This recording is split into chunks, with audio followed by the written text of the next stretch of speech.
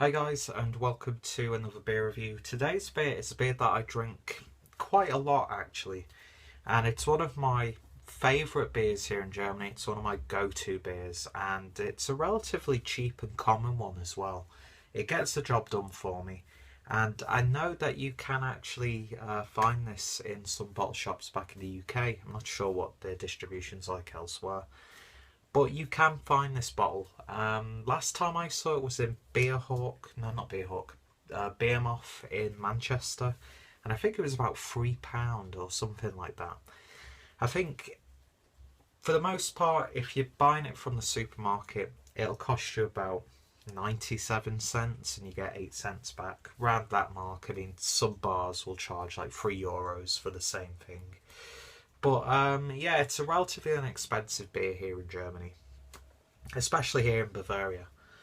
And it's one of those beers that I would actually say give it a try if you come across it in the wild, as it were. You don't need to watch the rest of this review now, obviously, because I've just told you what I thought of it. But today we've got the Lagerbier Hell from Augustiner, who are a really nice little brewery actually. They've got a nice Pilsner as well, from what I remember. I'm not too sure what else they do. I think they, like most German breweries, have the same, variety. But I couldn't tell you for sure because I've only ever really seen like the Hellers and the Pilsner when I'm in the supermarket. But anyway, really nice label. I like that artwork. Very nice indeed. Got a nice label on the neck, and then you've got the Augustiner crown. And yeah, it's presented really, really nicely. So let's get this beer open and poured using my Weiss beer glass, because I've not used it for a while actually for a beer review. And yeah, that's pouring like you'd expect a lager beer to pour. No shit, Sherlock, he said. But yeah, pouring that with way too much head. But as you can see, it's a head that will probably dissipate rather quickly, so I'm not too worried about that. But beer in a glass, and that's actually a really pale strawy colour. Not really too yellowy, it's like a nice hay golden sort of colour, but yeah, very pale. But look at all that carbonation there, it's like a symphony of bubbles in that glass. Really active beer, and in the camera this looks actually really, really weak. It's not too much darker in person, but it's nowhere near as weak as this lighting in this camera is portraying it as. But yeah, beer poured with, well, awkwardly 3 fingers worth of fluffy white head. Look at that foam on the top. But yeah, picture perfect beer if you were to get that in the bar, because obviously my pouring skills are that fantastic. And yeah, let's see what it smells like. You're just getting like a dank, malty sort of smell. It's not really the most pleasant of smells, to be honest. Slight yeasty, bready sort of notes. But yeah, it's sort of like dank dampness there. Get it all over my nose. I mean, that could probably be affected because of how much head is there. But on the aroma, it's really nothing to shout about, to be honest. So let me actually, with the rest of this, well, it's like a tiny little bit. I won't even bother. I was going to pour it into a glass so I can have a bit of the beer without the head, but yeah, ever so slight. A kind of baked bean smell. Actually, no, not at all, actually. But yeah, very savoury. It's not got that Excelsior baked bean aroma, trust me. But in the same breath, it's not really exciting at all. So anyway, let's see what it tastes like. Prost.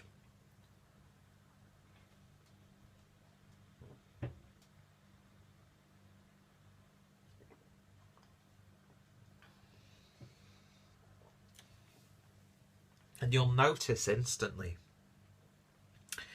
that it tastes so much more lively and so much more fresher than the aroma gives.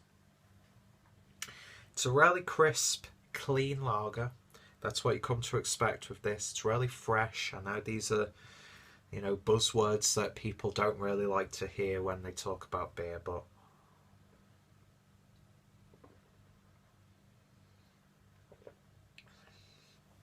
nice citrusy notes. A little bit of honey there. It's got a breadiness. You're getting that yeasty, malty sort of flavour as well.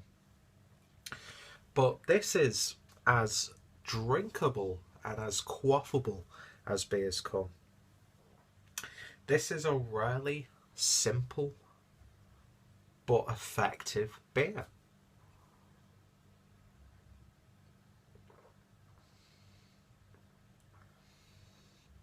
There's a really nice sweetness there. That's not too overbearing, but it's detectable. And it's not really too bitter on the back end either. But yeah, crisp, refreshing, lively, but at the same time, it's not the most flavoursome of Hellas beers. You're not getting as much flavour as if you were to have like a hopped up lager, that sort of thing. But if you want a solid and dependable German beer, then you could do a hell of a lot worse than, excuse me, Augustiner coming out of Munich, and this is clocking in at 5.2%. This is a perfect session beer. It's one of those beers that you'd pick 4 or 5 bottles up when you go to the supermarket just to casually drink. You don't necessarily have to buy too many, but you could have 1 or 2 and you're going to be sorted. Perfect for when summer comes around, when you're in the beer gardens and you've got like a pretzel or something like that, if you ever visit Germany, or you know, you've got the bratwursts or something like that. It's just that perfect beer to go with pretty much any cuisine. And I'm just about to prepare myself a pizza, and this is going to go perfectly with it. Like I was saying, there's not too much there. You know, you're not going to reassess your life when you drink this beer. But if you like a lager that's high quality, if you want a beer that's just, you can sit there and sink it down, enjoy it, not analyse it too much. You just want a beer that's just going to go with any occasion and any cuisine. Or, you know, just sitting down watching a film with a couple of beers. This is one of those beers, and it's an absolutely fantastic beer in that regard. So out of 10, I'm going to give this an 8 out of 10. It's a beer that I can go back to time and time again, and it's one of those times where I'll say, if you do see it in one of your local bottle shops and it's like the selling it for like £3 or £4, definitely give it a try. It's one of the best German lagers in my opinion. The reason why I'm saying this and then giving it an 8 out of 10 is because it's not that flavourful. There could be a little bit more to it, but it's a well-rounded beer, nicely balanced, and it's not a standout beer, if you get what I mean, but it's very high quality and tasty. It's like one of those weird, my marking system is weird anyway. It's so inconsistent the best of times. But with a beer like this, I'm not going to give it a 10 out of 10 because it's not an absolutely amazing, unique beer. But 8.5 out of 10. Let's give it an 8.5 out of 10 because back all that, the pro points up, because it is a wonderful little beer. And yeah, I've enjoyed a lot of these beers since coming here to Germany, and I will continue to pick these beers up because I do like lagers, I do like Hellas. I don't always have to go for the, you know, the hoppy IPAs or the roasty, you know, stouts all the time. If I want a good drink, I'll pick up something like this. I'd even pick it up in a bar if it was on the bar menu. So yeah, it's an 8.5 out of 10 from me. If you've tried this beer, then let me know your thoughts and opinions. If you want to find out more about Augustiner, then I will put their information down below.